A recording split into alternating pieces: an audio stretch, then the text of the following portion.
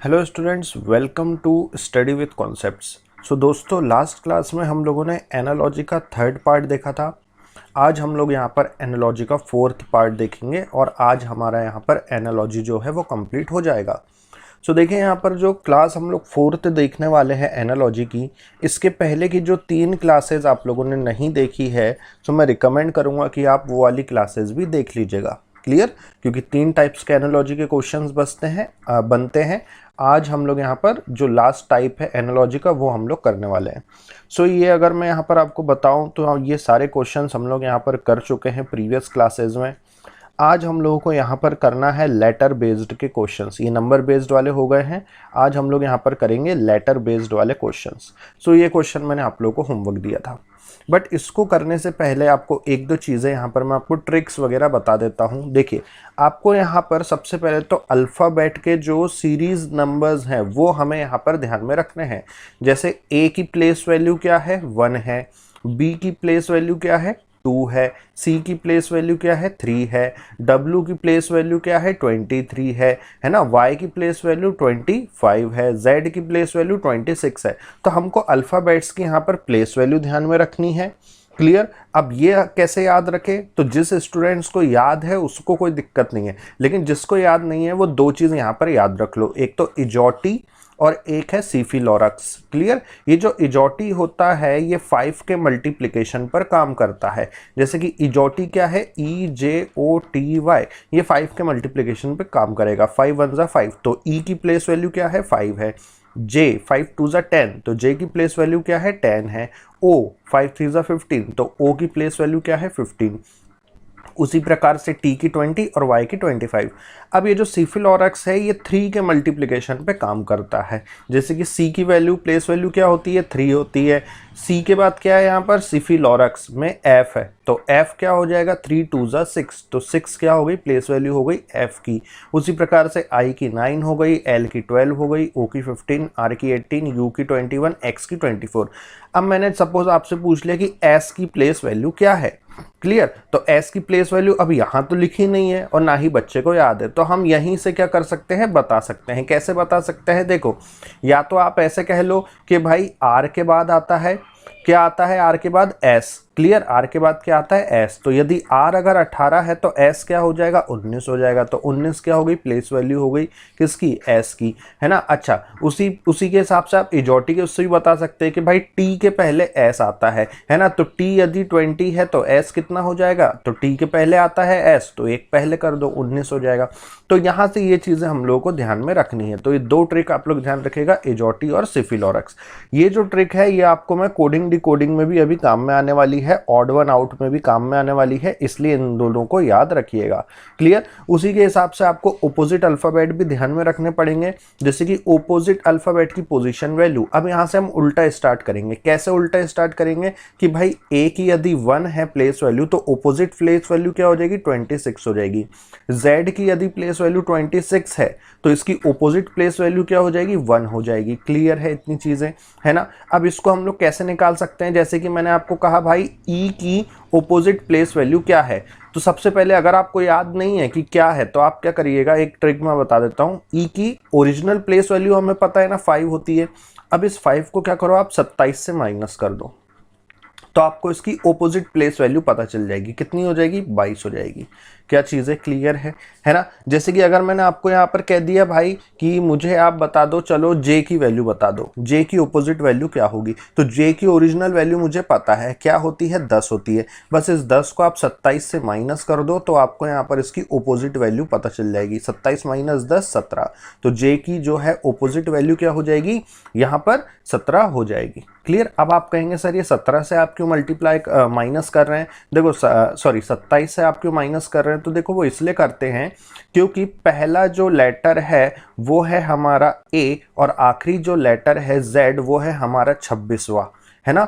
तो अब 26 के बाद 27वां लेटर कोई सा भी नहीं है, पूरे अल्फ़ाबेट में 27वां लेटर कोई सा भी नहीं है। तो मैं पहले लेटर और आखिरी वाले लेटर को मैं ऐड करूं तब भी यहाँ से कितना बन रहा है, टोटल 27 लेटर बन रहे हैं। क्लियर। अगर दोनों को मैं ऐड कर रहा हूं तब जाके यहाँ पर 27 आ रहा है, और पूरा यहाँ पर 27 अल्फ़ाबेट है ही नहीं। क्लियर। तो इसलिए हम लोग यहाँ पर क्या कर रहे हैं, 27 से इसको माइनस कर रहे हैं ताकि हमको इसकी ओपोजिट वैल्यूज पता चल जाए। क्लियर है। ठीक है, चलो सेम उसी प्रकार से यहां पर आपको ओपोजिट वैल्यू याद हो गई। अब ओपोजिट पोजीशन याद रखनी है। ओपोजिट पोजीशन जैसे कि ए का ओपोजिट क्या हो जाएगा, जेड हो जाएगा। बी का ओपोजिट कौन सा अल्फाबेट हो जाएगा, वाई हो जाएगा। या ऐसा कह लो आपकी वाई का ओपोजिट क्या हो जाएगा, जेड, सॉरी बी। जेड का ओपोजिट क्या हो जाएगा, ए, है ना। आई का ओपोजिट क्या होता है, तो आर होता है। आर का ओपोजिट क्या होता है, तो आई होता है। एल का ओपोजिट क्या होता है, ओ होता है। ओ का ओपोजिट क्या होता है, एल होता है। अब इसको भी याद रखने की ट्रिक मैं आप लोगों को बता देता हूँ। ट्रिक क्या है, देखो आपको क्या करना है, सबसे पहले ए से लेके एम तक अल्फ़ाबेट लिख दो एक सीरीज में, फिर उसी के नीचे एम के बाद क्या आता है, एन, तो जस्ट एम के नीचे ही एन लिख दो। तो यहाँ से एन ओ पी ऐसा लिखते जेड पर आ जाओ। तो बस यहाँ से आपको पता चल जाएगा ए का ऑपोजिट जेड हो गया, एम का ऑपोजिट एन हो गया। इसी प्रकार से बीच में जो जो अल्फ़ाबेट है, बी का ऑपोजिट वाई, सी का ऑपोजिट एक्स, डी का ऑपोजिट डब्ल्यू, इसी प्रकार से आपको फिर यहाँ पर निकलते चले जाएंगे। क्लियर। सो ये ट्रिक आप लोग याद रखिएगा कि पहली सीरीज में ए से लेके एम तक लिख दो अल्फ़ाबेट, और फिर उसी के नीचे से बाकी के जो लेटर्स हैं वो लिख दो, बाकी के जो अल्फ़ाबेट्स हैं वो लिख दो, N O P Q R S T, कहाँ तक, जेड तक। तो यहाँ से आपको ओपोजिट अल्फ़ाबेट की पोजीशंस पता चल जाएगी। क्लियर है, इतनी चीज़ें क्लियर है। यहाँ पर हमने वैल्यू देख ली, यहाँ हमने पोजीशन देख ली। क्लियर। अब हम क्वेश्चन कर सकते हैं। अगर ये तीनों चीज़ें अगर आपको क्लियर है तो आप अब क्वेश्चन कर सकते हो। क्लियर है इतनी चीज़। यही सारी चीज़ें आपको कोडिंग डी कोडिंग में भी काम में आने वाली है, ऑड वन आउट में भी काम में आने वाली है। क्लियर। अब देखो, अब इस क्वेश्चन को हम कैसे सॉल्व करेंगे। अब देखो, f is to 36 then proportion का sign j is to question mark. अब देखिए f की जो पोजीशन वैल्यू होती है वो कितनी होती है, 6 होती है। तो यदि मैं 6 का स्क्वायर कर दूं तो मुझे 36 मिलता है ना, बिल्कुल। सेम उसी प्रकार से j की पोजीशन वैल्यू क्या होती है, 10 होती है। तो 10 का स्क्वायर कितना हो जाएगा भैया, 100 हो जाएगा। क्या ऑप्शन में 100 है, बिल्कुल है, ऑप्शन डी हो गया यहाँ से करेक्ट। क्लियर है इतनी चीजें, बस ऐसा करना है। यहाँ पर अगला क्वेश्चन देखिए, यहाँ पर अगला क्वेश्चन क्या है, bird is to WIRY then proportion का sign rain is to question mark. So यहाँ पर देखिएगा, यहाँ पर क्या होगा, bird is to WIRY then proportion का sign rain is to question mark. अब इसको हम लोग यहाँ पर कैसे कर सकते हैं, तो देखो इसको हम लोग यहाँ पर कैसे कर सकते हैं। मैंने यहाँ लिख लिया बर्ड, यहाँ मैंने लिख लिया बर्ड, और यहाँ मैंने लिख दिया WIBY। क्लियर। इतनी चीज़ें हो गई। अब देखो, अब यहाँ पर देखो, ये आई वैसा का वैसा ही है ना, ये आई तो वैसा का वैसा ही है। अच्छा, और यहाँ पर B का ओपोजिट यहाँ क्या आ रहा है, B का ओपोजिट क्या होता है, Y होता है। B का ओपोजिट क्या होता है, Y, तो वो आखिरी में दे रखा है। D का ओपोजिट क्या होता है, W, तो वो यहाँ दे रखा है। बोलो, इतनी चीज़ क्लियर है। और ये जो R है, ये R वैसा का वैसा ही है। कहने का मतलब ये है कि पहला लेटर और आखिरी लेटर बस एक दूसरे का ओपोजिट हुआ है, बाकी ये दो लेटर जो हैं वो बिल्कुल सेम है। तो रेन का भी वैसे ही कर लो, रेन का भी वैसे ही कर लो। तो ये AI तो वैसा का वैसा ही रहेगा, फिर तो आपका AI जो है वो वैसा का वैसा ही रहेगा, है ना, वैसा का वैसा ही रहेगा।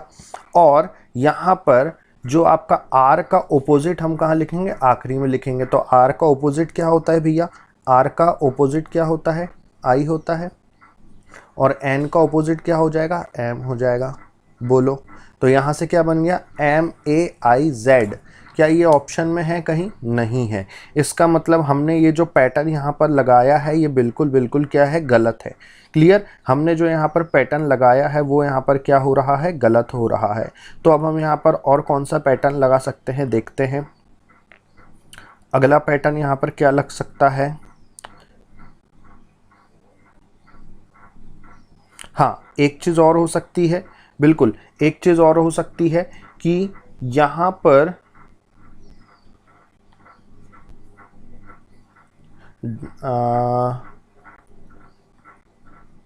हाँ एक चीज़ हम और कर सकते हैं। कैसे, देखो इसको मैं इरेज कर देता हूँ।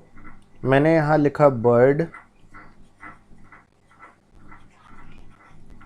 और यहाँ मैंने लिख दिया WIRY, ठीक है। सो देखो यहाँ पर B का ऑपोजिट हो गया Y, D का ऑपोजिट हो गया W, ये I का ऑपोजिट देखो सेकंड लास्ट में आ रहा है और सेकंड लास्ट वाला जो R है वो सेकंड में आ रहा है। बोलो, उसी प्रकार से मैं रेन का लिख सकता हूँ क्या? तो रेन का सबसे पहले ऑपोजिट आखिरी में लिख दो। क्या है रेन का ऑपोजिट? आई होता है। एन का ऑपोजिट यहाँ पर क्या होता है? एम होता है। अब ये जो ए है इसका ऑपोजिट सेकंड लास्ट में लिखो, जैसे कि हमने यहाँ लिखा है इस आई का ऑपोजिट सेकंड लास्ट में क्या होता है? जेड होता है। और आई का ये ऑपोजिट सेकंड में लिख दो आर। तो एम आर जेड आई कहीं लिखा है क्या? बिल्कुल लिखा है, तो ऑप्शन सी हो जाएगा यहाँ से करेक्ट। तो हम यहाँ पर कॉन्सेप्ट, हम यहाँ पर अप्रोच अलग अलग हमें लगानी पड़ेगी हमारे क्वेश्चन को सही बनाने के लिए। अभी इसके पहले हम लोगों ने जो अप्रोच लगाई थी वो क्या हो रही थी? यहाँ पर गलत हो रही थी। हमने जो अप्रोच लगाई वो तो ठीक है, बट ऑप्शन के हिसाब से वो गलत थी। तो अब हम ऑप्शन के हिसाब से यहाँ पर हमारी अप्रोच सही लगाएंगे। क्लियर हो गया? तो यहाँ पर ऑप्शन सी जो है वो आपका करेक्ट आंसर हो गया। अगला क्वेश्चन देखिएगा, BC is to DI then proportion का sign DE equals to question mark. तो अब यहाँ पर क्या हो जाएगा भैया? देखो इसको हम कैसे कर सकते हैं। देखिए ये B का पोजीशन वैल्यू क्या होती है? 2 होती है। अच्छा यहाँ मैं लिख देता हूँ BC है ना, तो B की पोजीशन वैल्यू 2 और C की पोजीशन वैल्यू 3। तो भाई D की पोजीशन वैल्यू 2 है, यदि मैं 2 का स्क्वायर कर दूं तो 4 होता है, और 4 किसकी पोजीशन वैल्यू होती है? D की। उसी प्रकार से 3 का अगर मैं स्क्वायर कर दूं तो 9 होता है, और 9 की पोजीशन वैल्यू क्या होती है? I। तो देखो DI बन गया या नहीं बन गया? बिल्कुल बन गया। उसी प्रकार से DE का बता दो, किसका बता दो? DE। तो DE की पोजीशन वैल्यू, D की पोजीशन वैल्यू 4, तो 4 का स्क्वायर कितना होता है? 16। अच्छा 16 जो है वो पोजीशन वैल्यू किसकी होती है? तो वो P की होती है, तो यहाँ P लिख दो। उसी प्रकार से यहाँ पर E की पोजीशन वैल्यू 5, 5 का स्क्वायर कितना होता है? 25, 25 की पोजीशन वैल्यू किसकी होती है? Y की होती है, तो यहाँ से क्या बन गया? PY बन गया। है कहीं ऑप्शन में? बिल्कुल है, तो ऑप्शन बी हो गया यहाँ से करेक्ट। तो इस प्रकार के क्वेश्चंस आपको जो है एग्जाम में देखने को ज़रूर मिलेंगे। आगे बढ़ते हैं, CEH देन प्रोपोर्शन का sign XVS then equals to XVS, ठीक है। देन प्रोपोर्शन का sign LNQ is to question mark. अब देखो यहाँ पर क्या हो सकता है, यहाँ पर देखिएगा हम लोग यहाँ पर क्या कर सकते हैं, समझेगा। देखो भाई C का ऑपोजिट अल्फ़ाबेट क्या होता है? X होता है। E का ऑपोजिट अल्फ़ाबेट क्या होता है? E का ऑपोजिट अल्फ़ाबेट V होता है। H का ऑपोजिट अल्फ़ाबेट S होता है। दिखाऊं मैं यहाँ पर? ये देखो, ये देखो, E का ऑपोजिट अल्फ़ाबेट यहाँ पर V हो गया, H का S हो गया। क्लियर है? क्लियर है। और C का X हो गया। तो बिल्कुल उसी प्रकार से यहाँ पर भी। तो भाई L का ऑपोजिट क्या होता है? L का ऑपोजिट होता है O। N का ऑपोजिट अल्फ़ाबेट क्या होता है? M। और Q का ऑपोजिट अल्फ़ाबेट यहाँ पर क्या हो जाता है आपका? J। तो OMJ हो जाएगा यहाँ पर करेक्ट। तो है कहीं ऑप्शन में? बिल्कुल है, तो ऑप्शन डी हो गया यहाँ पर करेक्ट। क्या इतनी चीज़ें क्लियर है? तो इस प्रकार के क्वेश्चन जो हैं वो एग्जाम में पूछे जाते हैं।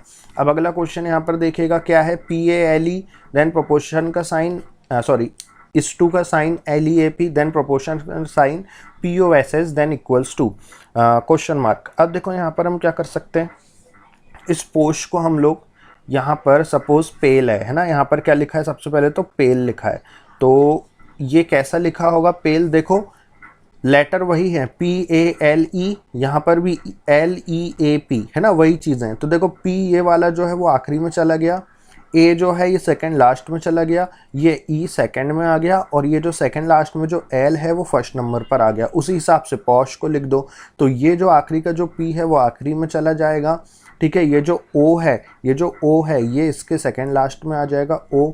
क्लियर? ये जो S है ये सबसे पहले आएगा, और ये जो H है ये सेकंड लास्ट में चले जाए, मतलब सेकंड नंबर पर आ जाएगा। तो क्या हो गया यहाँ से? SHOP। है कहीं ऑप्शन में? बिल्कुल है, तो ऑप्शन सी हो गया यहाँ से करेक्ट। तो इस प्रकार से हमें क्वेश्चन को यहाँ पर समझ के चीज़ों को करना है। क्या इतनी चीज़ें क्लियर है? क्या इतनी चीज़ें क्लियर है? अब देखते हैं यहाँ पर क्या लिखा है? Came is to FBZJ then proportion का sign KIBE is to question mark. अब यहाँ पर क्या कर सकते हैं? देखो केम लिखा है CAME, और हमें इसको देख के क्या बनाना है? FBZJ। कैसे मैं बना सकता हूँ? तो देखो C क्या होता है? 3 होता है। क्या होता है? 3। तो 3 का यदि मैं डबल कर दूं तो मुझे क्या मिलेगा? 6। और 6 किसकी पोजीशन वैल्यू होती है? F की होती है। ए क्या होता है 1, 1 को अगर मैं डबल कर दूँ 2, तो 2 किसकी पोजीशन वैल्यू होती है, बी की होती है।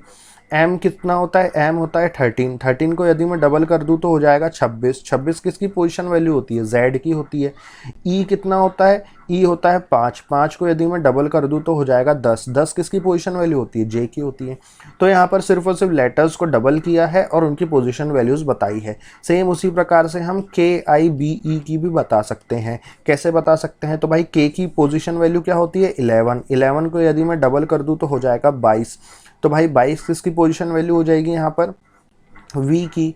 उसी प्रकार से आई की पोजीशन वैल्यू क्या होती है 9, 9 को डबल कर दो कितना हो जाएगा 18, 18 की पोजीशन वैल्यू किसकी होती है, आर की होती है। बी की वैल्यू कितनी होती है 2, 2 को डबल कर दो कितना हो गया 4, 4 किसकी पोजीशन वैल्यू होती है, डी की होती है।